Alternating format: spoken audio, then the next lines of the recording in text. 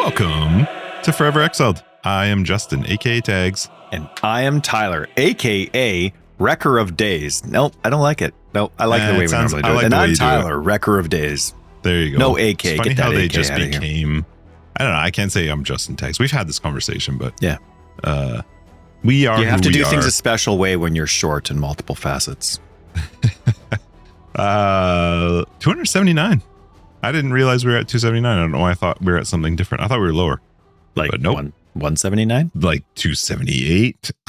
Yeah. Oh man. Remember that time we had like our 278th episode? Crazy. Losers, the things man. we did. Right. Hot tub.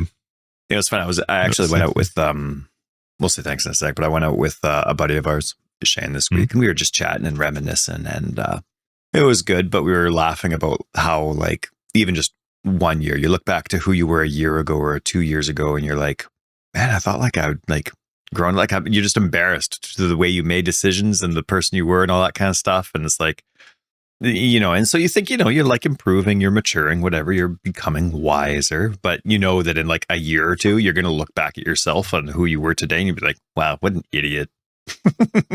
I love that as you're talking about maturing without you moving. In a second, I want to see your shirt. I don't want to look at it. Okay, but I'm really hoping that it says "freak in the sheets." I'm not showing you. I'm holding my tits with my hands. I'm not showing you my shirt. It's a Christmas shirt. Let me see. No, let's be thankful first. Let's be thankful first, and then I will show you my tits. All right, thanks, patrons, everybody who resubbed up this week.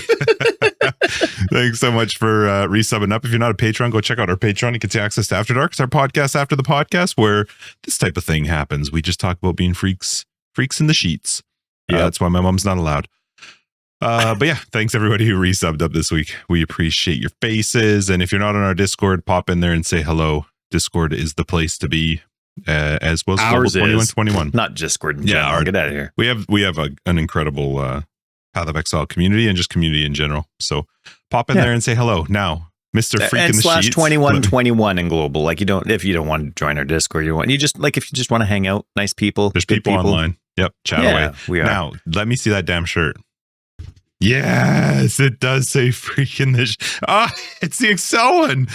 Oh, that's amazing. Yeah, I sent you one that I was like, oh, this is you.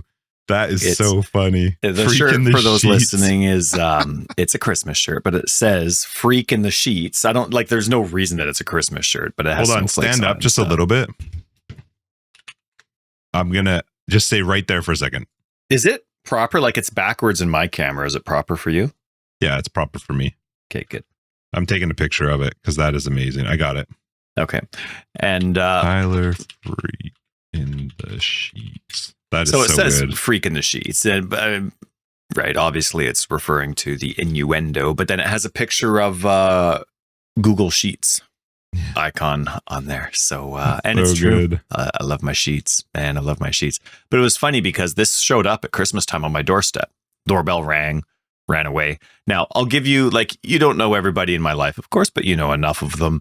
If someone was to ring your doorbell and then there'd be a package that's not from Amazon on your doorstep and no one was there, do you have any guesses who?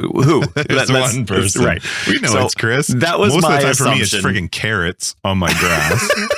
We got to bring those bunnies back when lawn season comes back. I think that's hilarious.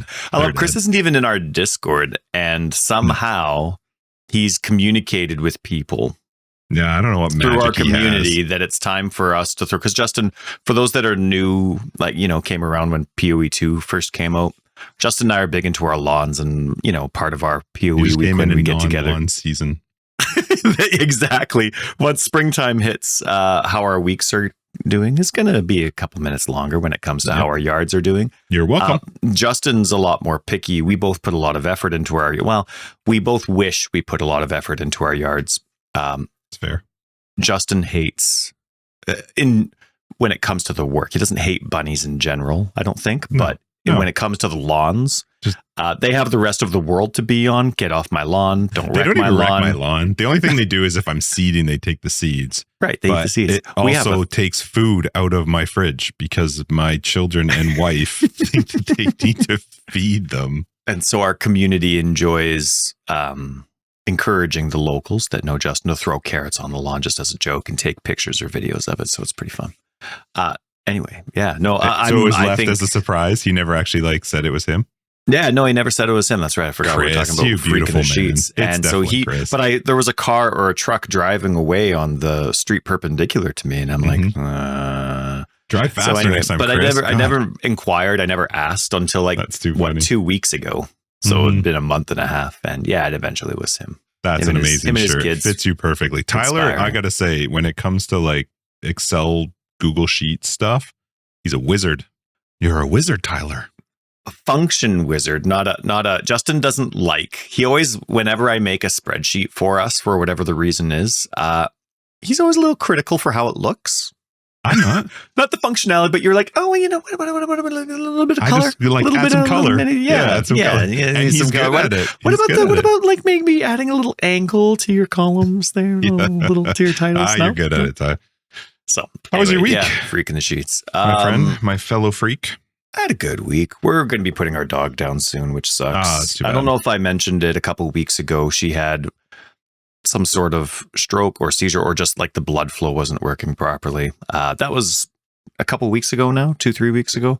Anyway, and like she ended up making a full recovery. I don't remember if I mentioned it, so I'll just say it quick. But like she had a really rough night that night. We were saying our goodbyes. We'd never really dealt with like the two cats that we had when they had their seizure looking like incident. That was it. Like they were toast. There was no recovery from it. So when Riley was going through this, that's our dog.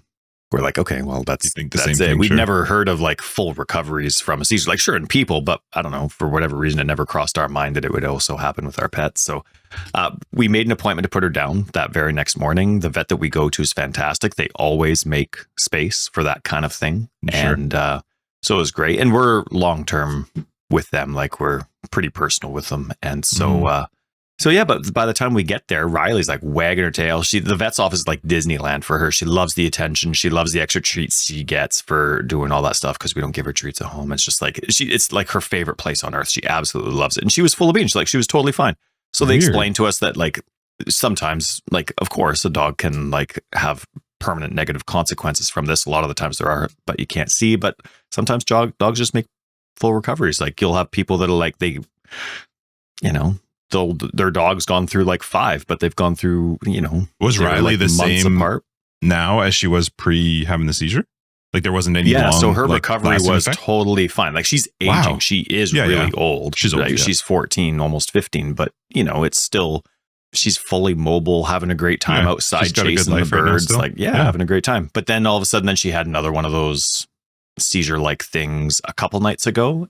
And then she had it last night. So now all of a sudden it's getting another one. So yeah, I just don't think it's gonna last. So we'll be doing that soon. But anyway, it's not like that's happened, but you get in those conversations with your spouse and you're talking. And Riley's our first pet that we had forever. We're dog people, even though we love cats, we're dog people. So this will be our like the most special pet. No matter what pets we get after this, there's always going to be that first one that was always the best. So that's this one for us. So it's rough and tough, but it's all good. The kids are great and we're having a good time. We had a crappy week though, like just in general, our area, the lower mainland. Like, I don't know what it is with winter for us. Why can't we just have normal snow? Right. Let's just have normal weather, but it's -10. But for some reason, winter, like January comes by, there's no snow. It's just cold. Like, okay, fine. Like all the kids are like, where's the snow? Where's the snow? We're big Calvin and Hobbes fans and my kids have every single strip memorized. And we got into Calvin Hobbes. My wife grew up with it, but we introduced it into our family, the 4 of us, because of the epic snow comics and how crazy Calvin. So any listeners that are into Calvin and Hobbes know what I'm talking about. But man, so the kids are just so into it. But because of Calvin and Hobbes, they always want to play in the snow. And our snow sucks. Like the last 5 years, it's been like just an inch. And within, because our snow always comes with Arctic winds. If it's going to be -5. We've actually had it where it was high, where the kids could go out and play, but it was like, they'll blow away. It is so windy and cold. We were getting 60-kilometer-an-hour winds. Now, I know those in Florida are going to be like, 60 kilometer an hour. I don't even know what that is. Yeah, but when it's already -10. Then it's and then all of a sudden it's -20. So you're looking at like, because it's wind, it's not a normal -20. You're looking at frostbite issues. And I'm like, there was a day where like on the Monday, because of the Arctic wind, we didn't have school. But the very next day, I kept my kids home because it was still 60 kilometer an hour winds, but they said everybody's going to school. I'm like, well, screw that. Not it's only did they put them in school, 6. they let them out at recess and lunch. I couldn't keep my kids home that day, so they were at school. I was like, hey, stay inside at recess and lunch. They come home. Sophia's got like, her lips are all beat up. And I'm like, what the heck? What happened? Like, why didn't you guys stay inside? They wouldn't let them. Yeah. Isn't that nuts? And they say dress for the weather. I'm like you can, we're in Canada. We know how to dress for the weather. Right. Yeah, you can't dress enough. There's literally, unless your child is like a wind full is wind face balaclava, like I don't know what the option is. That's right. So anyway, we had a great week. It was just a very uncomfortable week for being outside. Fortunately, on newspaper day for the newspaper route the kids have, it was nice weather. It wasn't windy, so they didn't have to worry about the newspapers blowing away or their faces falling off. But I'm at the age now, or I don't know if the age is the proper word. My doctor jokes that I'm the youngest 80-year-old patient that he has. That seems fair. Yeah. For new listeners, I'm in my 40s and early 40s. 42. I don't know why I would just say. Are we 42? But you're almost 43. I am. That's right. So anyway, yeah. So I'm almost 43. I don't know. I'm not saying happy birthday yet. It's too early. No, I won't do it. Don't. I wouldn't accept it. But it's Tyler's birthday month. He's that type of person. See, ever since though I saw, was it a Guardians movie, Thor? I forget which one. Back when the majority of Marvel movies were all right to watch before they turned to absolute crap. There's the one where the Grand Master, he's like, "It's your birthday," as they're flying on a ship. Yeah. Anyway, I can't say birthday without saying that now, but I can't really reference it to the kids because it's insinuating birthday orgies. Yeah. But anyway. Oh yeah. Justin's kids' earmuffs. If you're listening in the car, don't ask your mom. Just don't ask about that. No, that's just birthday stuff. But yeah, it was cold though. It was very uncomfortable. And I'm at the age now where I'm like, kids, I'm not driving you to school because I don't want you in this weather. I'm driving you to school because the weather hurts me. Like it really hurts. I'm wearing thermal pants underneath my pants. I'm wearing thermal shirt underneath my shirt. I'm bundled up. Everything is covered and I'm driving. The heat's on and my joints hurt. So I had to tell the kids today, I'm like, I know I've been driving you because mom has been on days off, but this is just because it hurts me. When you start walking to school by yourself, you're walking to school in this weather. So don't get any ideas. Anyway, I had a good week, man. It's a somber week, but it's been a very fun and good week. There's nothing to complain about. Life is great. So how about you, man?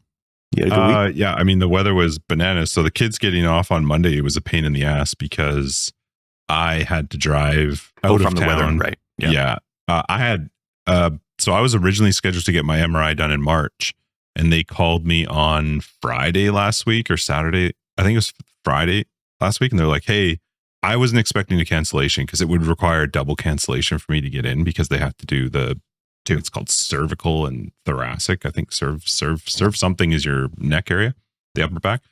So it was unlikely that I was going to get anything. And she's like, oh, I've got one. It's for Monday. And I was like, okay, yeah, I'll come in. Of course, I didn't know we were getting snow coming up. No, so then no. Even if it's Arctic wind, like you're not.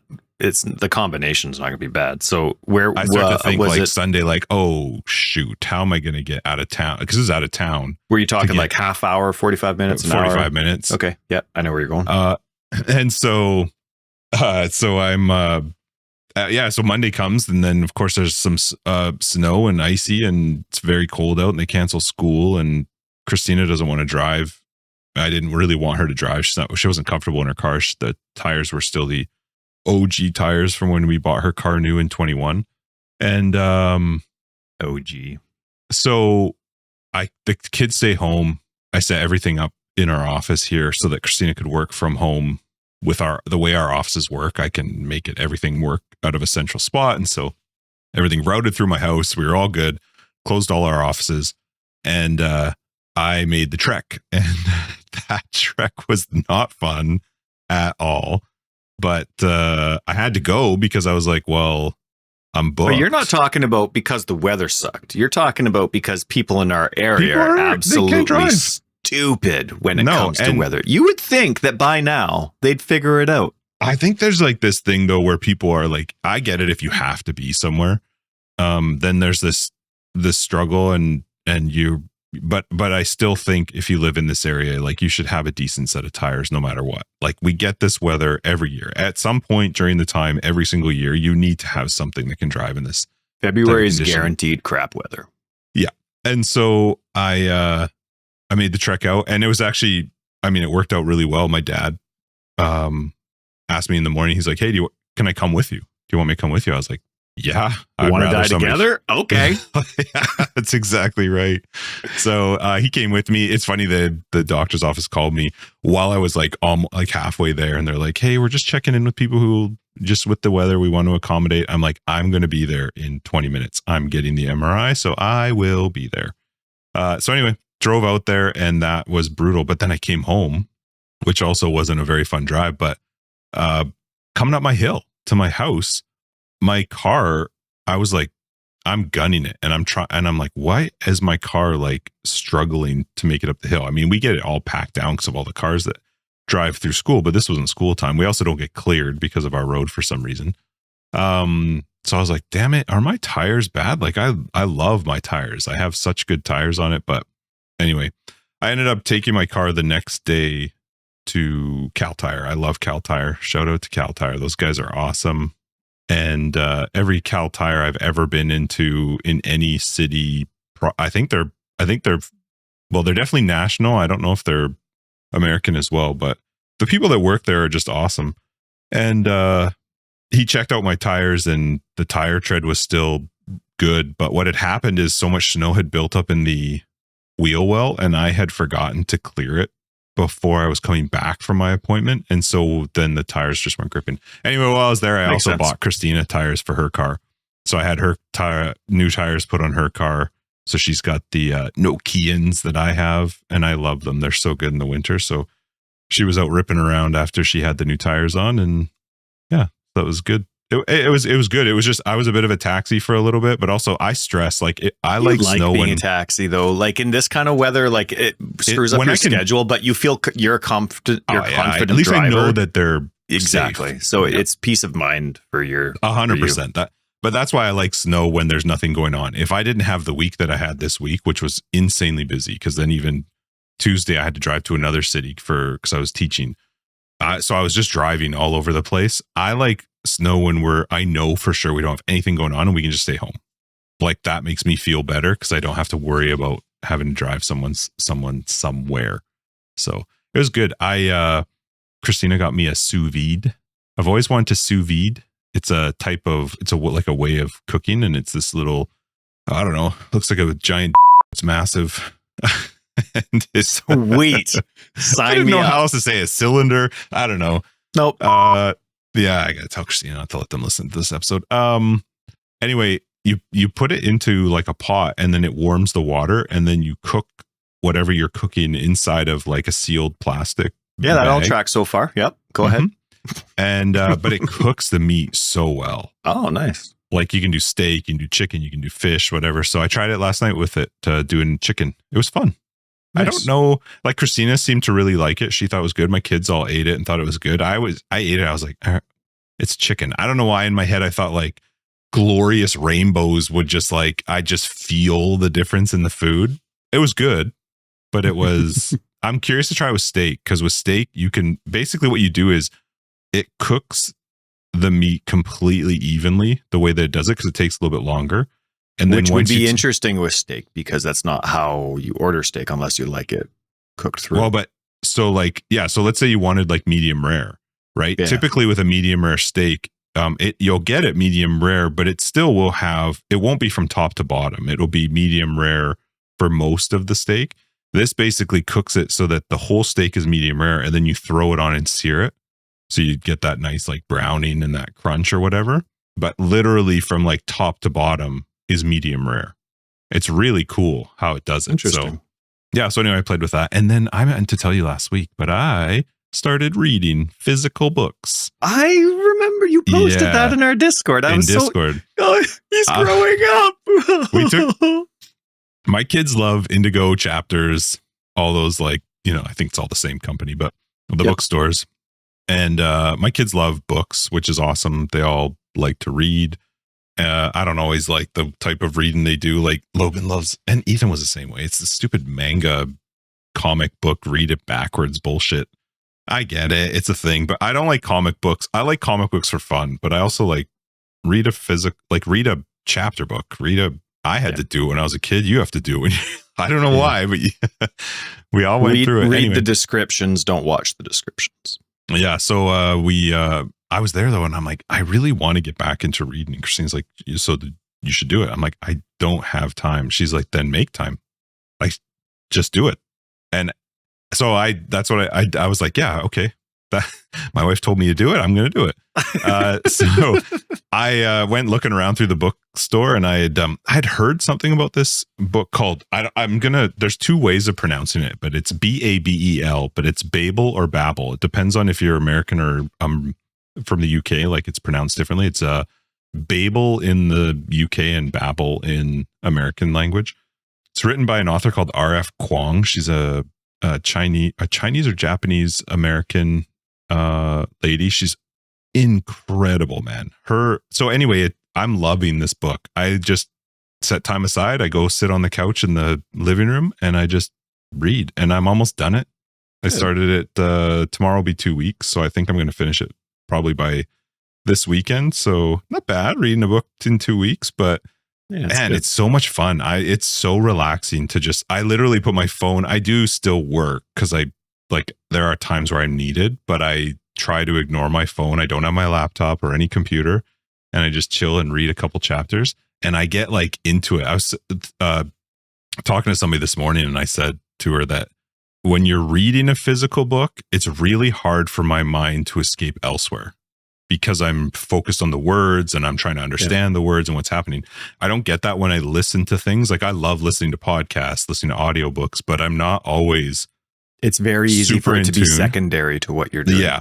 Yeah. It can be in the background or whatever. But when you're reading a physical book, you can't. You have to be just in that moment of reading. And it's been really, I've liked it. It's been really good. And this book is incredible. It is so, so cool. This lady's control of and understanding of languages, like across all types of languages and history of languages, and it was just like how she works it into this story. Because it's fiction, it's so good.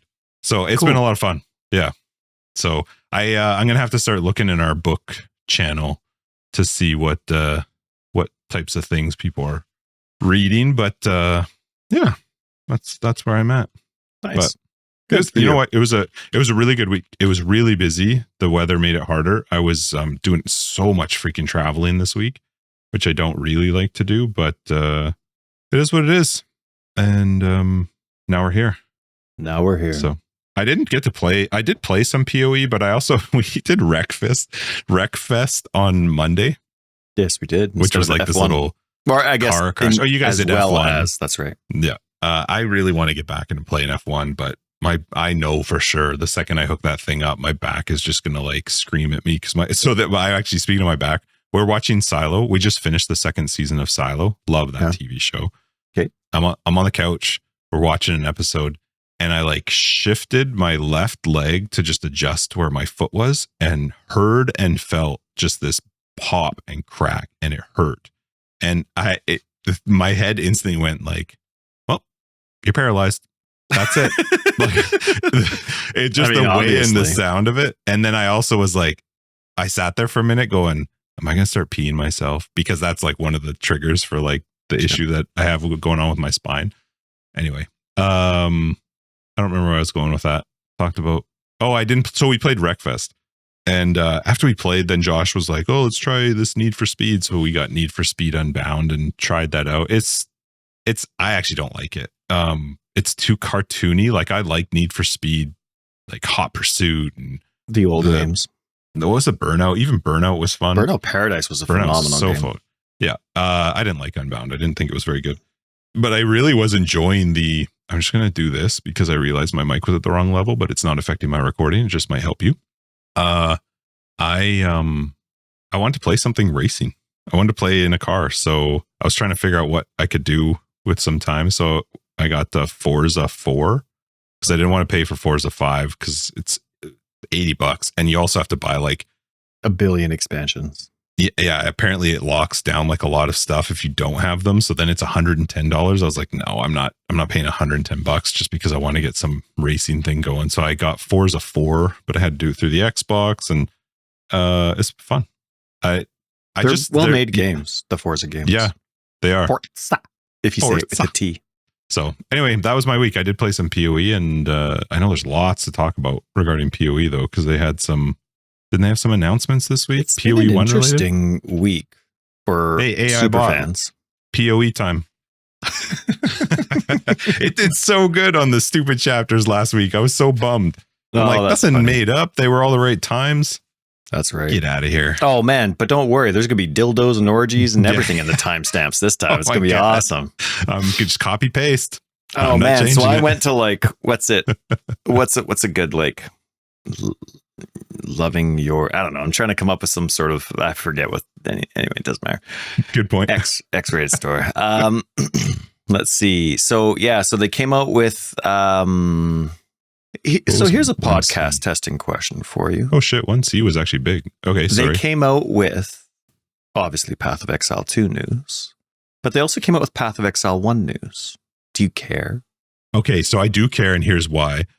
Just because I know we're going to talk about the PoE 1 news, but when I read it, awesome. I think it's very cool. PoE 1 guys, there's like this, I don't know what it is. It's some event or whatever. It sounds like they're like building out. I feel like they're doing a lot of testing for PoE 2, I'm sure. There's gotta be, yeah. There has to be something, because otherwise it's just not a waste, but it seems like a good way to test some ideas. Maybe not full fleshed out ideas, but just some different things to test out. But I also was like, we have gone through many ups and downs with Grinding Gear games. Sure. And Grinding Gear games has rode those flows and understood like, oh, when we say this, it doesn't go well. When we say this, it goes well. And we do this. I know where you're going. They came out with this very quickly after their apology, and then I'm sure they underestimated how many people were going to be upset or bothered by it. But they came out with this whole event idea. What does GGG actually mean? Yeah, underestimated. Go on. They came out with this event very, very quick, which is awesome. I think it's great. Super duper. But guys, do this instead next time. Like what? Why put yourself through all of that? They go through this big apology and then say like, don't even expect anything until point 2 comes out for PoE 2, and then all of a sudden, right, and then the very next thing they do is look at all these Path of Exile 1 ascendancies you can play, and you can play them today. Not actually, which today, there had to have been some discussion that this was an option, because they couldn't have come up with this that quickly, and maybe they did, but. They probably have just do this next time. Just do this next time. The fact is, I feel like they feel like they're under the gun to get Path of Exile 2 out, and I think that they need to just chill a little bit, because Path of Exile 2 is early access, which means players understand that there's going to be some time. And I read somewhere, I think it was in one of their posts, something about that they're trying to, the play. What did I read? Something regarding that the play. They want to bring people back. I wanted to bring that up to play. Sorry, I'm probably jumping all over the place. You go wherever you want. Let's just chat about it. Who cares about the order? I read somewhere about them wanting to bring Path of Exile 2 players back and get them back into it. They need to be careful about treating Path of Exile 2 like Path of Exile 1. And we're not in Path of Exile 2 is not in a state of a game where you're running leagues and you're doing this momentum of every 3 months or every whatever amount of time they bring people back. I understand they definitely need to keep updating PoE 2 to keep players engaged and to get them to coming back. But the fact is, if they keep Path of Exile 1 in a great state and they do these little things, we've got a new league hopefully coming at some point. They're doing this event thing. People are going to stay within the Path of Exile world most likely, but you could do anything new with Path of Exile 2, and you will almost always bring a huge percentage of those players back to try it. It's no different than the league thing. So I just think maybe they just felt like they were under the gun to make sure that PoE 2 is out. Now, I don't want to say rush, because that seems like then they're not paying attention, but like that they have to do it quickly. But it's an early access game with no ETA, and no ETA should be GGG's tagline forever, because don't give dates. Just say you're coming out with something. or working on something or whatever. They almost kind of tried to create a roadmap this week, but they didn't quite get there. Like, no, it was it's so generic that I don't know what, like, I know generally what they're talking about, but I'm like, that's so general that's like me saying, like, for the rest of my life, I'm going to try and live better. Yeah. But I feel like they're getting there. Well, here's one thing that really worried me about their, like, we've been talking lots, like, how do you filter through all this feedback they're getting? Like, they're not helping themselves out with the lack of FAQs and stuff and roadmap, but like, they're not, how do you go through all that crap? Even if you were doing all that, you'd still get an insurmountable amount of feedback. How do you filter through it? And so we'll get through the quote unquote roadmap that they provided in this. And I actually really liked the concept behind the post. Of course, I thought it was really smart. Got to get it out. This is what we've done. Sometimes when they say these things, it's kind of like, are you just trying to like sugarcoat stuff here? Like, I think they're trying to remind people about like, look at all the things that we've done. Right. I read it the same way as you did it, which I was like, well, maybe I didn't read the same way you did it. I read through it because I read through the whole thing and I was like, I got to the bottom. I'm like, what the fuck? You forgot about 3 sentences about where you're going. Stuff. Right. And then it's like the whole thing is like, look at what we've done so far. Yeah, Again, when you read through some of the comments of the people they're trying to reach, you know that like they've got haters on their mind. You know what I mean? Because this is one comment that really it is, but this is one comment that really, unfortunately for me anyway, and who cares about my opinion, but this comment really worried me. It's under the section of, so this is under the post State of Early Access Update, and it's under the fixing bad balance outliers. So they have a few sentences, paragraphs, and then it says, we did attempt to address some of the more overpowered player skills, which I think they had like once. That was like the first patch they did. So it's been like over a month. But they backed off somewhat in order to prevent breaking people's characters. We initially thought that there would be more tolerance for this kind of thing during early access, but we were incorrect. We will save changes like this for a larger balance update. To me, that's like the completely wrong attitude to have. Like, it's your early access. It's like, it's GGG's early access. Like, get done what you need to get done. If you need to test player skills, if you need to test balance changes, like, do it. Do it on your time. If people don't like that early access is early access, well, they gave you $30, let them go. They'll come back when you make the changes anyways. Who cares what somebody has to say? I think it's just like, that one was really discouraging to me because like the company, like you said, you can't treat this like a normal release. You've got to get done what you need to get done in your time frame. And so far, it seems like the time frame's just been like they're trying to meet other people's expectations. And all of a sudden, it seems like everything's just been constantly, like they're constantly apologizing to us. And it just feels like it's on the wrong path. You know what I mean? Not the game itself, but who they're trying to impress. I just really want them to make your game. And if some people, like, not everyone's going to like it, that's an impossible thing. Don't go that route. I do agree with you. I think that, however, I think that they did to this day, they still do not have anything that says on the loader that you're playing an early access game, that there will be bugs, there will be changes. I think that they didn't do a great job of making sure people were aware of that. Although people should, I feel like, just be aware of that and understand that you're playing an early access game. I think that the problem is that if they are, I'm not sure that they really need to change a skill to nerf it down right now. I think if people find a way to make a skill really big, then and overpowered, then leave it. Let that be. And I actually don't disagree with them doing it in the big balance change later, because why should that be a focus for them right now when there's other things they could be focused on versus like, this skill balance needs to be addressed right away. The timing of it is like, they know better. When they want that data, they'll put it out and get that data. Unless their concern is that everybody uses it. But them caring about the tolerance of people's builds in early access and then them saying they were incorrect, that bugged me so much. Like, how do you know that it's legit feedback? You got to make your game. Like, don't let us determine your timeline. Yeah. they know better. I mean, you hope. We made fun of them quite a lot over the last year and a half for underestimating. But at the end of the day, they still know better. Yeah, it'll be interesting to see what they decide to do going forward. I wish that they would do the same as what you're saying, but I don't think they will. I think that they will bend a little bit to trying to make sure people are happy, but I don't think that that should be the focus. I don't think the focus should be trying to keep people always playing the game, and they will come back. When you release 0.2 and you've got some fun new stuff and different changes, people are going to come right back to it.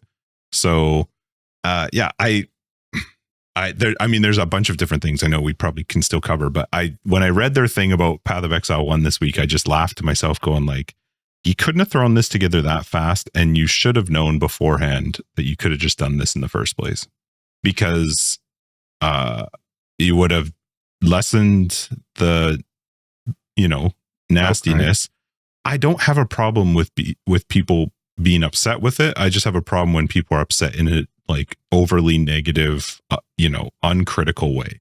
There's a difference between criticism being, critical and helpful, and then there's people just being bitches and, whining for the sake of whining and saying something that's not actually constructive. I should have said constructive, not critical. If it's not constructive and it's just you being a baby, then I don't think that's helpful. And those are the people that I'd say go find another podcast just related to something else that someone will know. But yeah. I selective think it's cool. Listeners, hey? That's right. I didn't actually pay attention to what the actual league is. I just know that they're changing all of the ascendancies, I think is what it is. That's all I know. To things that have been on the back burner that never really made the cut. So they've obviously kept that data or tried things out. So are they dumping ascendancies that are currently existing and all of them are being replaced? So I read that with like half effort because I still have the attitude of I'm not going back to Path of Exile 1. Path of Exile 2 at some point is just going to be better than Path of Exile 2. Currently, for me right now, Path of Exile 2 isn't fun, but I know that's not going to last. It's just where it's at. And so I didn't read the Path of Exile 1 news with any interest or excitement. But from what I've gathered and from what I glanced over with comments in our community, it just seems like they're completely replacing the 19 ascendancies with completely new ones. And I loved your comment too, because like part of the reason, and it's not to throw them under the bus, like you do things for the reason that you think you need to do it. Of course, taking care of your Path of Exile 1 community, that's still the only game technically you have released. You know what I mean? Especially when MTX are working so poorly currently in Path of Exile 2. Like that store, it's not going to make you money post purchase of the game. Path of Exile 1 is still where the majority of your income post purchase. Like I know that they made a caboodle amount of money with a $30 entry fee per se, but Path of Exile 1 is still where your consistency is going to come from. So it makes sense for them to do that even from a selfish perspective. But coupling that with, okay, we have 24 new ascendancies coming from the comments that are in this PoE 2 post that they made, and then where the biggest problems are and where they're going to. It seems like giving people a more creative way to play, having less tunnel vision with certain builds, all that kind of stuff. Now, that was said very generically, but that can come in creating new skills, that can come in balancing new skills, that can come in releasing new ascendancies, and they still have 24 new ascendancies. Now, I don't know what the rest of the world thinks. For me currently, I think I like 1 or 2 nodes in each ascendancy. I've said in previous episodes, just these current ascendancies, I don't find exciting or boring. I think the Blood Mage is probably the coolest and would fit the majority of my ideas really well for the things that I personally like. But I have to spend a crazy amount of life per cast, right? That's just how it works. That's the first node you have to take. And that so far doesn't suit my method of play, just with the limitations that PoE 2 currently has. So I wonder how many people there are with me. I wonder what GGG hears. Are there a lot of people that are like me where they find the ascendancies boring? Maybe if they do, then GGG is feeling pressure to put out more ascendancies, right? Along with skills. Maybe people are loving the variety of ascendancies that currently exist, and so that's not their priority. But I could hear that one building up in you. Oh yeah, I guess you could. But no, depending on where they're at, obviously, like you mentioned it right off the bat, are these ascendancies just testing cool ideas to see what people play around with, and then you're going to throw them into PoE 2? Like the concept of 36 ascendancies to me is mind-boggling. Mind-boggling. And not in a negative way, because GGG has always baffled both of us in their ability to be creative. Like, how do you, like, I can't think, like, me as an individual, I can't think what else you could add to this game. Mm-hmm. How do you do this? And then you talk to Rishi and he's like, oh, we barely scratched the surface. Yeah, it's like, screw you, Rishi. but it's like, it's really cool. So I'm really curious to see what people talk about. I'm not reinstalling Path of Exile 1. I'm not going to go check it out. It's kind of like for me with leagues, like I don't care about league. I do league content to play with you. But at the end of the day, if it's good enough, it's going to go in core, and this I'll is just an eventually get event to it too. Yeah, so this isn't even like. So it's interesting. I'm looking forward to it for the majority of the community that's going to go back into it. I mean, a huge portion of our active Discord users are excited to take that break from PoE 2 because maybe they already have, and they're going to go through, and they've been talking lots about it. So it's exciting for the community. It just doesn't interest me. And there's still a lot of people that I've seen talking to that are just having a good time in PoE 2. They're still playing through PoE 2. I log in and I see 2121 still active. Hey, who's coming for like just chatting away? Yeah. Okay, I got one more spot left for whatever it was the simulacrum, and having a good time. People aren't responding to me, so either there's a glitch or they're like, "Oh, it's that Tyler guy again." Tags, we need you. I was talking. I just made a quick comment in the PoE 2 chat in Discord, and because I still am enjoying PoE 2, but what I've found is I feel like I'm playing a clicker game. I started to realize, probably a week ago or 2 weeks ago, that I was playing one of those. I don't even know what the genre is or style of game, but it's like it's not an AFK, but it's like a. They're called idle games, but idle games. They're not idle because you are clicking a lot. Yeah. But that's what I kind of feel like I don't feel like I'm actually currently playing. I felt like I was playing an ARPG up until a certain point, and now I've gotten to the point where I've lost what to do in the end game and that's not a criticism to them, because I still agree that I don't think end game should be their focus, but I feel like I've hit a point in end game where either I've done everything or to go the next step is just a frustrating amount of work. Like I really, I've said this before too, I don't like how much stuff is gated to way too far into the game. I don't like how hard it is to push some of the Atlas passive trees. I'm trying to do ritual, for example, that it's exhausting because you're basically just doing ritual over and over and over and over and over and over, hoping that you get a King of the Mist invitation so that you can do that to get the first 2 points. And then you do it over and over and over and over and over and over and over and over and over to get another King of the Mist invitation, to then do it at the next level to push it up again. And it's frustrating because when you do get those points on the Atlas tree, like Breach, for example, I have done a lot of Breach. Breach actually becomes more enjoyable as you get Atlas passive points on it, but you can't even do it till you're at the very, very end game. And that to me is not the aspirational content that they should be trying to aim for, because there should be something else as you're progressing through the waystones and the difficulties and stuff. So the journey matters, and you can tell that the journey isn't up to snuff yet because of if you look at the vanilla leveling experience, I think we'll get into it in a sec, but think about like a league start leveling experience, the amount of comments that we've read and heard with feedback about just how rewarding, which sounds really weird to say, how rewarding the Path of Exile 1 experience is versus Path of Exile 2's leveling and trees and items. So they'll get there, but I hear what you mean. But I do feel like it's lacking. I don't feel like the process of leveling up feels less powerful, and I don't like that. Like I like to feel like when I get a couple points on the tree that it makes a difference, or when I get certain drops it makes a difference. I didn't totally get that feeling through PoE 2, but I also was just in like lover mode with PoE 2 because it was all new and it was fun and whatever. But as I started doing more leveling up, I was like, ugh, it's crazy how quickly I was already like, all right, I'm done with the campaign. I don't want to do it anymore. Yeah. But I do like end game. I like where it's at. It's fun, but I feel like I'm just the idle game. That's exactly what I was trying to remember what it was called. That's what I feel like. I feel like I'm just running around pressing a button and I don't actually have an end goal except to forever keep doing that same thing.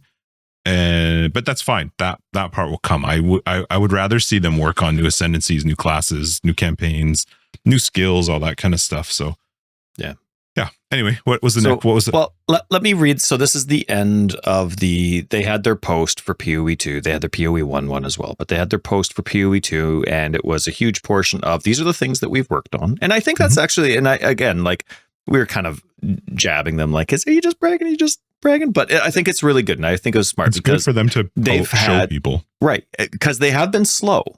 Like this has been out now for 2 months, right? Today we're recording February 7th. This will come out a couple days later. It's been 2 months and they've had like 2 big patches, but they've been so in such different places of the game that there's people, depending on where you are, where the things that you care about improving haven't even been touched in 2 months, right? And because they had that big lull before and around Christmas for giving this time staff off, obviously you need to, but it was their timing for when they released early access to begin with. There's just been big gaps of actual fixes. So I think this has been really important. Like, yeah, we know that things don't seem like they're progressing, but look at everything we've done so far. So a good reminder for those, especially those that are critical. And it's easy to be critical because that's almost the role of an early access player is this is what needs to be fixed. This is my opinion. This is what needs to be done. I really like this aspect. Don't you dare change this, right? Like it's all just critical, whether it's positive or negative. So now we get down to your long expected roadmap. The biggest problems is what it's called. I'll just read it quick so that for those that didn't read it, it's really quick. So what are the biggest problems we see with Path of Exile 2 right now? Well, other than crashes, these are the biggest issues we think we can't solve without a major update. So again, these aren't the only issues that we see. Please don't panic. This is just, these issues are big and we need a big update for this. So there's major balance issues with many player skills, builds, both too high and too low. Justin. Not enough character. Sorry, they didn't have that Justin in there, but they should have. Justin, they should have. Yep. There's also not enough character build options, including build defining uniques. I'm curious if that's which part of the game, or if they're encompassing both the beginning and the end of that. End game progression balance is off. That to me was a worrisome comment for right now, as that being a big issue. Like one of their biggest issues for the current state of the game. Like you're in the first 2 months of early access. Do you actually care? We'll get that. They literally cannot say that. Though. Okay, good point. Very good point. And then there's not enough cool things to find an end game. So 2 very specific, like end game comments.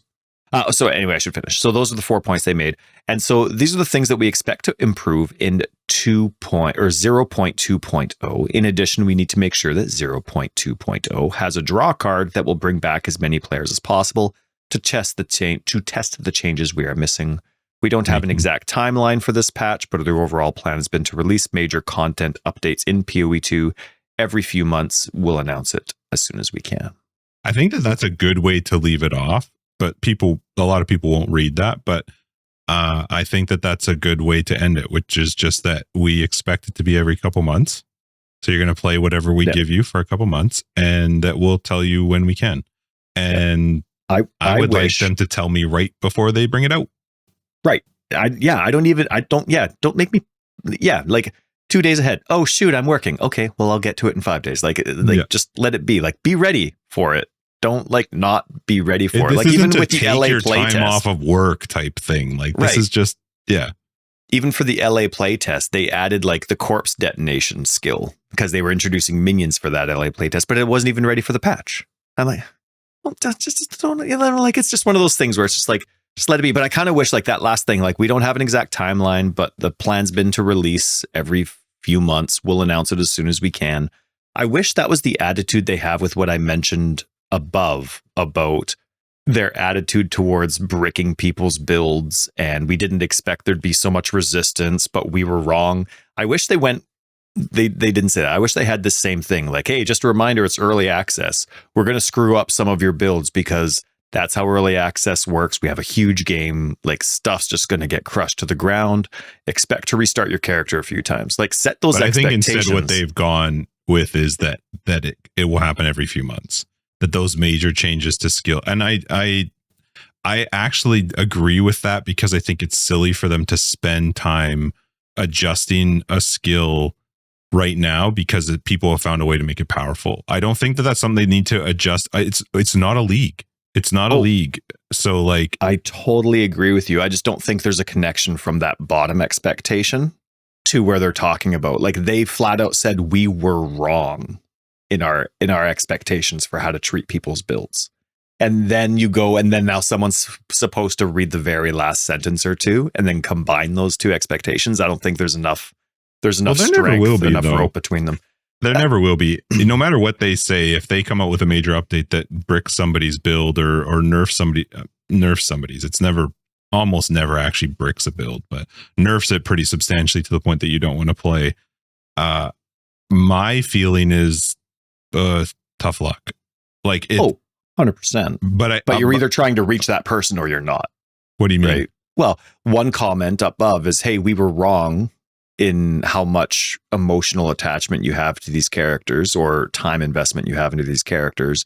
And then the other one says, expect to, like, you got to pick, like, which attitude you have. Do you either care about that attitude that you but I think they are saying offended or not? I think they're saying they are, and that's why they're changing it to that they'll only make those changes in major updates.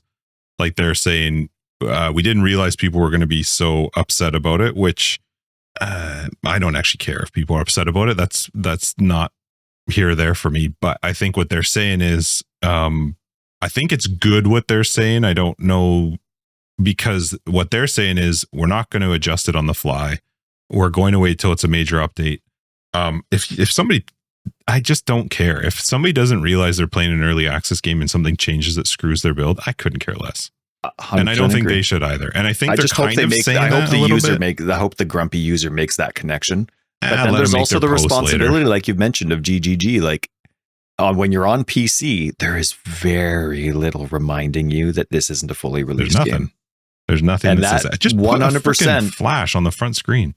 It just says one of those little silly stickers. That's what the you have on the Xbox. I think it's just words, but like, put a little star sticker, you know, when cars go on sale or something, they put those things on. Put something like that just says you're playing early access, just a reminder things can change. Yeah. I don't know. Anyway, like, I hope that those people that are treating this like a full-fledged game and have forgotten that it's early access, I hope this post does it for them. That it reminds them. You know what I mean? I think, one I just big want difference GGG to do what they need to do in the time that they need to do it. And I really hope that they don't take too much pressure from the community. Yeah, I mean, they always will. But I think one thing that's massively different with Path of Exile 2 as an early access versus any other early access I've ever played before is most early access games aren't coming out where they're always open to feedback, but they're not actively seeking feedback. You're just playing the game as it's being made, and they bring out an update and they make a bunch of changes, and you're kind of just along for the process of getting towards a fully released game. They've come out in a different way where, yes, they are doing that. We're along for the ride and seeing how they make it and get to play as they do it. But they have also said that they want feedback. So that when you do that, you have to be open to the fact that sometimes that feedback is not always constructive. I really think having a more detailed roadmap, not necessarily with like dates or anything, but like, hey, here are the next 3 things we're really focusing on, and have them more specific than end game. No, I want to see I literally want to see a visual of like, class. It doesn't have to be specific like Druid, but a class release, and then we're expecting to release some ascendancies, or then we're releasing just like something that gives me an idea to expect what's next. Okay, cool. They did this, so I know at some point in the future, the next thing that they're working on is this. I just think that would be nice to see. I don't really care if they don't do it, because in the end, I'm going to play it and it's going to be fun. It's just I don't know. For me, that's a nice thing to see that, this is what their next focus is. And they must have that, but they just maybe don't want to make it public. And I understand it if they don't, but it would be cool to see one with 0 fucking dates on it. Oh, totally. Yeah. I'm just saying that it would help them if they gave us a type of feedback to focus on. Because I'm I see what you're still, saying. you know, like then you're still going to get an insurmountable amount of this is stupid, but sometimes that stuff's legit and sometimes it's not. But at least now it's all around, or the majority are going to be around 1, 2, 3 more specific subjects, and like this is what we're working on next. This is good feedback. Okay, now we can filter through these things, and then it lets them focus on something else later. But right now it's just everything all at once. And that's I mean, already they're making so much. So anyway, all I want is I just hope they're good. I'm looking forward to the rest. I mean, 2.0 seems to be a massive focus. I'm curious if any of these Path of Exile One ascendancies are going to make the cut for PoE 2.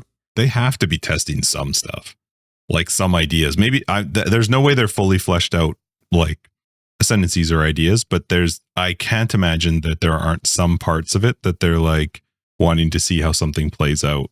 Maybe not though. Maybe, and that's fine if not. Hopefully moving forward, this is just what they do when things are getting a little slow and they're I'm really curious. So how many ascendancies do we have where characters literally change? There's a demon form, right? You mean change form, or what do you mean? I don't know. Like I haven't done them, but like there's ascendancies. Hang on, let me load PoE B2. I mean, I would say almost every single class, the 2 ascendancy choices are very, very different from each other. So none of the warrior ones switch. The witch one, the infernalist, doesn't actually change who she is, does she? I can't tell what you mean. Do you mean like change of form? Gain infernal flame. No, the blood one doesn't. Chronomancer. Hang on. There was one. Where's the demon form? Is that the witch? Yeah. Is that the blood witch? I think witch? it's infernalist on the right hand side, I think, if I remember correctly. There it is. Yeah, you're right. Infernalist, demonic possession. Skill, demon form.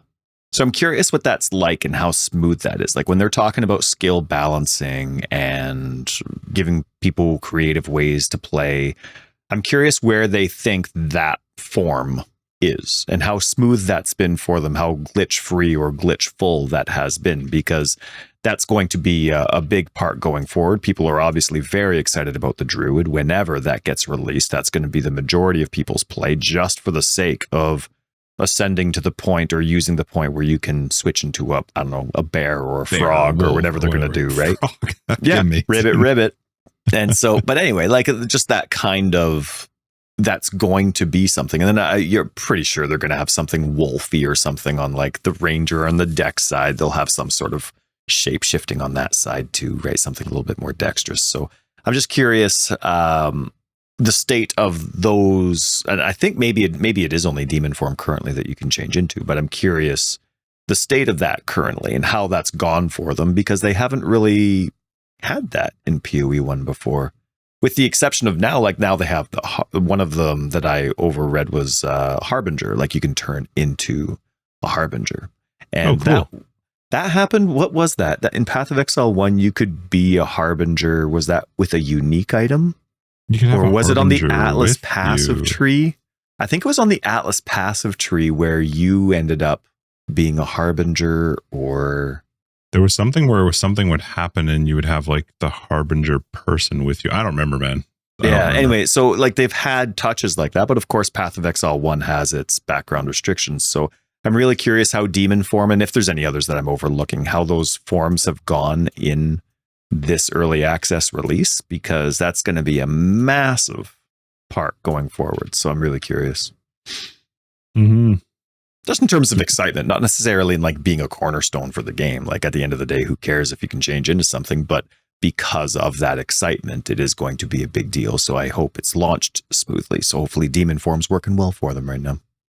They did have a 1C patch as well for PoE 2, where they did a lot of bug fixes and improvements. I actually thought a lot of it was decent, like pretty decent, with regards to some of the stuff that they were coming out with.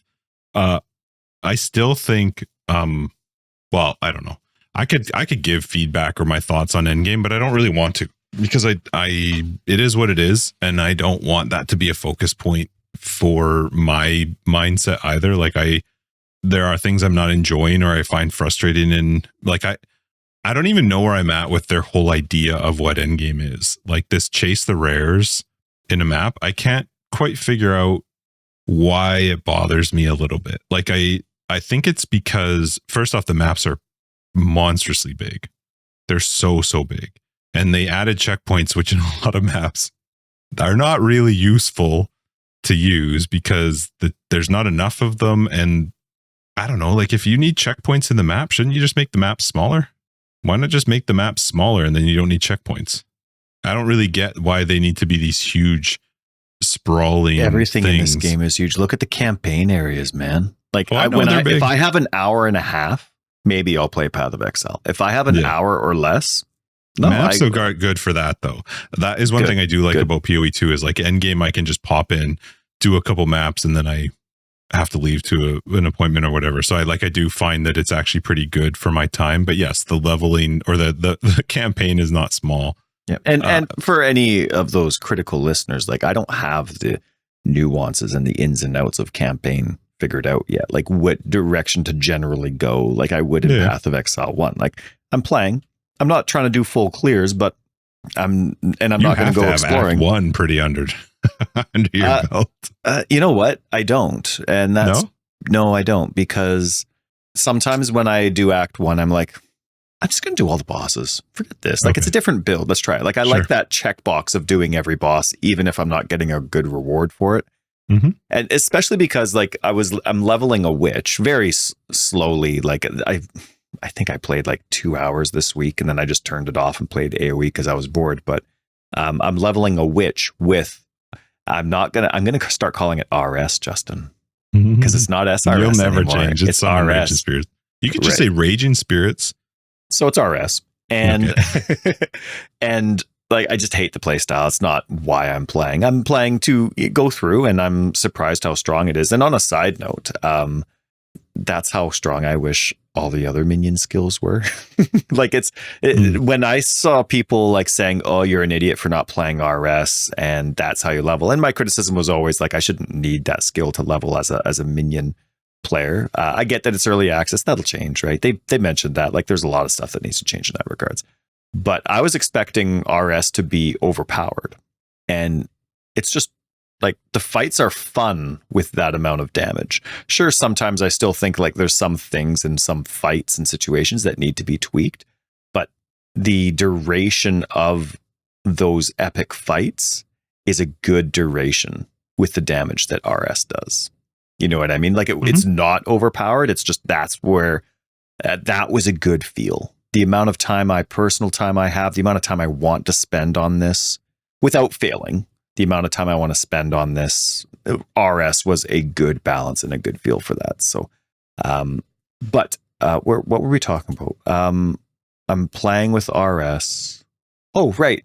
And so people are like, oh yeah, we'll just use your, get a persistent skill gem 1 and use this skill or use that skill when they're given other advice, whether it's about allocating RS or something else. And I'm like, well, where do you get that from? Your persistent skill gem. You better have it, or you only get it once off of the King of the Mist. Is it King of the Mist where you get your persistent skill gem? Ah, okay. And does King of the Mist, is that required or optional? No, it's not required. It's an optional. Yeah. Does it have a plus sign next to it? For it? It does. Is it because I don't know if it does. Maybe it doesn't. It might not. It's the zone in Act 1 where you go into like what the King of the Mist area looks like. Yeah, and you got to do the 3 different rituals. I don't think it actually has a plus sign. So it's just like I don't remember if it does or doesn't. But because I was I kept like, why don't I have a persistent skill gem as I'm leveling a new character? Where is this? So there was in my mind, because I'm not going to go back and double check. It does, because you get spirit from it. That's where you get your first bout of spirit from. So I couldn't remember where I was getting these gems from. And I'm like, well, maybe some of these gems that actually would be valuable to me don't have a plus sign because it's just a gem. Right. So anyway, but I keep going through, but like I'll play for 2 hours and then I get bored. Like I'm not enjoying the enemy encounters. You know what I mean? I'm not enjoying getting and they said, like, I know it's all getting fixed. So it's not a criticism. It's just, this is what I want to do with my personal time, or isn't it? Right. So I've been playing a lot of Age of Empires, but it's just one of those things where it's like, you'd think I'd have Act 1 down pat, but I'll play for an hour, and then I'm like, character can't handle mobs and swarms. Like because these characters, I don't want to restart 1,000 times, so it's still a sorceress, right? I have one witch, and the rest are still sorceress, and I'm just like, whatever. Have you played since Tuesday, Path of Exile 2? No. I need to, because I'm just reading through their improvement and changes, and it is incredible how many of my controller bitches that I had that are talked about in here and fixed. They've got, first off, added charms to the controller HUD, which I didn't even realize that was on the non-controller HUD, because you never knew when a charm was on or active. But apparently non-controllers got to see that. So now we can see that. Which click are you on here? I'm on 1C. And all I did was just Control F controller, because I had read a couple controller ones and I was like, oh, look at how many there are. But a lot of them are regarding targeting. So, but I just want to touch on a couple of them. Of course. Improve targeting behavior for ranged attacks when using a controller. Improve targeting behavior for ranged attacks with controller, which I don't know if that means, but anything ranged fixed for controller would be amazing. Sure. Improve targeting behavior for offering skills when using a controller. I don't remember if early on when I was playing the witch, I was like, I hate using the offering, because I'd never, like, sometimes I just spend my life and I never got an offering off. So if that's actually fixed, that would make my minion character way more fun to play. I missed that. Sorry, you go ahead. You keep going. There's added customizable targeting behavior settings when using a controller. That was like, so I was going to mention, I have like 25 posts for feedback, but I those were all in like the first few weeks. I haven't done any, and people that have listened to the last month of episodes know why. It just seems like it's not good. But I did make one post, and it was just because, like, I don't know if I'm like, my skills suck. I don't know what sucks, but I can tell you that, like, your auto aim controller stuff is destroying me. Like it is putting me in some stupid killing me spots. And so that was one of my that was like the only post I've made in a month, and that's so cool that's right there. That makes me feel cool. These can be viewed and selected in the bind skill menu, which is actually different than the skills menu. So I'm curious to see what that actually looks like. I'm going to have to play again because I want to see that. Thank you, GGG, for listening. I love you. Yeah, that's awesome. Made further. This is actually a really great one for the monk. Made further change. Well, anyone that uses the Tempest Bell. Made further changes to reduce the aggressive targeting of Tempest Bell when using a controller, because I was getting so mad that my character was actually putting me in a position to die when there's a rare, like, just outside of range of the bell. But if I tried to attack the rare, my character would just jump to the bell every single time. And I'm like, you're freaking killing me. So that's awesome. And then they fixed one of the things that happened with 0.1 that caused this to happen, which is you could no longer see what quality on gems did with controller support, which was really frustrating to know whether something was worth quality. And so that was one of their fixes that they came out with. But I'm actually curious now with all this stuff that they talked about with controller to see how much of a difference it makes on a couple of my different characters. So yeah, I haven't played since this came out. I didn't read this patch notes thoroughly enough, because added a setting to display advanced item information when inspecting items using a controller. I saw that in the settings menu. I'm like, why didn't I have that turned on? I always have that turned on. What's going on? So I didn't know that was just recently added. Added dedicated keybinds for confirming choices in various interfaces.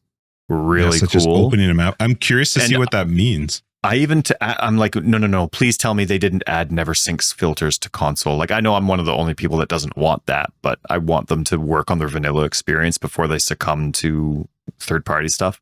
But I noticed my font was bigger, and I'm like, oh no, please don't tell me they're like put in never syncs filters on console already. And so I went to go see which filter I was on. It was still default, but it says increases font size of text in various locations when using a controller. And I'm curious if that includes items. Include item navigation when using a controller is huge too. Yeah. Improves item navigation, which is going to be really good. Nice. I'm gonna have to test it out and see what it's like. We do need to wrap this up. You brought up NeverSyncs filter, so I was curious. Have you ever actually gone on to filterblade.xyz and played with like how it works? I know you make your own, but I'm just curious. Have you ever seen like how it lays out, how it lets you pick things, how you can change in the customize part of it? Long time ago. I know, but the last time I did, there's been a lot of improvements to being able to customize. originally started doing it, that was part of my motivation. From like, okay, well, I'm still not making the changes that I want. I'm spending so much time not doing it. Like, I'd just be thorough enough doing it better. Like doing it the way that I want the first time that I go through it. But then, yeah, it's probably been a couple years since I've been on Filter Blade to actually test it and see what it's like. The only reason I'm bringing it up is because I was playing through and I was realizing that there was a couple things dropping that I didn't want to see anymore. And so I went into the customized part of Neversings. I'm using like his Uber Strict, I think, one. Went through, and it was so easy to just like search the type of item, go through the crafting, like go through his things. But what I was thinking at the time while I was doing that is and again, this is a very naive, just let me have my comment and let me have my thought. People out there who know better than me, you can explain to me why I'm wrong, but just don't be an asshole about it because I don't understand it. But I was trying to think to myself, like, how hard or why have they not ever tried to just have that in game? Because his UI is really good. It's very, like, I can understand it as just a player who just wants to figure out my filter.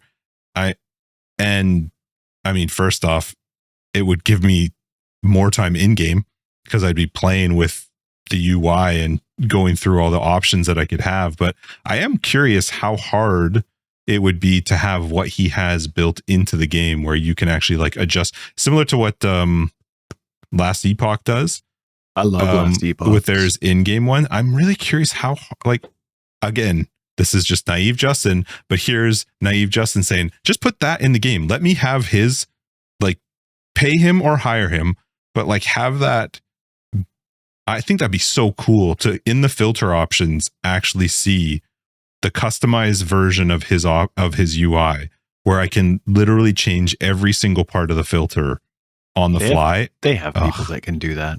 It's the same thing. It's that shoulder shrugging. No, I don't know. I don't know if it's resource management. Totally maybe is. But I still think that I think that would be, I think his customized UI would be so cool to have in game to let me just adjust on the fly, search an item and just take it out or add it in.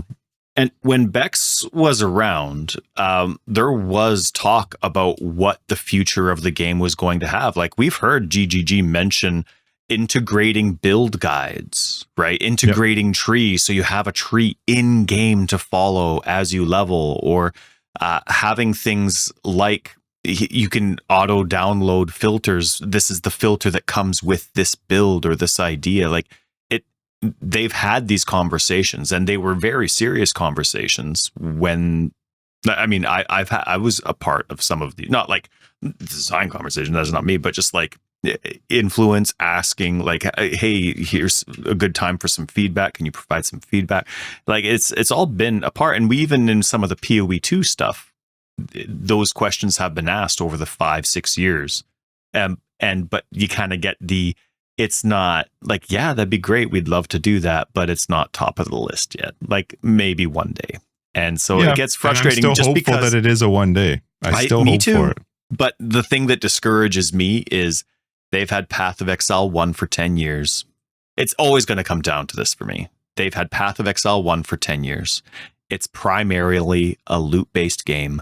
The company is even named after, we're a loot-based game company grinding for gear, and it's been the bottom of their priority list the entire time, which makes, like, that makes no sense to me. Like, at some point you've got to come around and make the loot-based experience. And so that's the frustrating thing about PoE 1. But you don't have to fix the loot-based experience if you have, in my opinion, if you have something in game that makes the filtering of the loot better. I still think you need to have better loot right now. Like, I'm not talking about the type of loot that's dropping, but if you have something in game that allows me to control what I'm seeing that's dropping, similar to like Last Epoch, the amount of loot becomes less of an issue as it is right now. That's just my opinion. It's the most important aspect of the fix, being able to customize it so that the loot is enjoyable. Loot needs to be enjoyable. And they do have a mindset of, yes, it's fine if it's a third party. I'm not arguing that.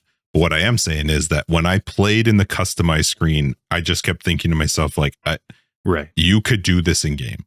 You could make this work in game. And I would love to see it one day. So I'm still hopeful it's going to come out at some point in PoE 2. But I really hope it does. I think that would be wonderful. Imagine like being able to follow a guide and click and it's all just there. Well, like I'm in Filter game. included. I go onto his website. I adjust it. I didn't want to see this item that was on the ground, and I knew sort of where it fell into his uber strict. And I was like, yeah, I'm comfortable with taking this part out. And then I update in the game, and poof, the item's gone. I was like, Oof. I just had this. I was just like, God, imagine if I didn't have to go to a website for this, though. If it was in game, he's done such a phenomenal job with that customized part of it. And the fact that it was so easy for me to just search and find the types of items or whatever it was. Like, anyway.